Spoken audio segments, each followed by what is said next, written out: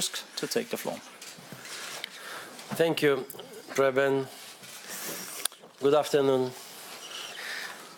Let me start with Brexit. Yesterday, after listening to Prime Minister May's assessment of the state of the negotiations, the EU27 confirmed that we want to continue the talks in a positive spirit.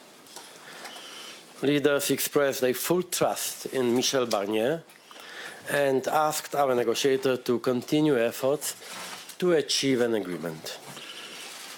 I stand ready to convene a European Council on Brexit if and when the EU negotiator reports that decisive progress has been made.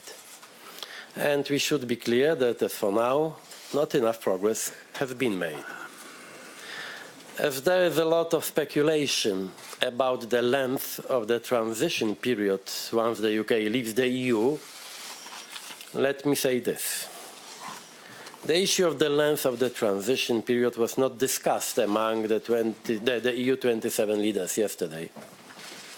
But let me recall that in her Florence speech in September 2017, Prime Minister May proposed a transition period of around 2 years, and the EU accepted this proposal unanimously. Therefore, if the UK decided that an extension of the transition period would be helpful to reach a deal, I am sure that the leaders would be ready to consider it positively.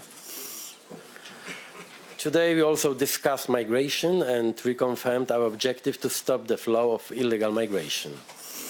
We noted in particular the need to closely watch the situation in the Western Mediterranean and in this context to strengthen our cooperation with Morocco, as recommended by Prime Minister Sanchez. Following our discussion in Salzburg, we also agreed conclusions on strengthening our internal security. Let me mention one issue specifically. In light of the recent hostile cyber attack carried out against the Organization for the Prohibition of Chemical Weapons, the European Council calls for measures to combat illegal cyber activities.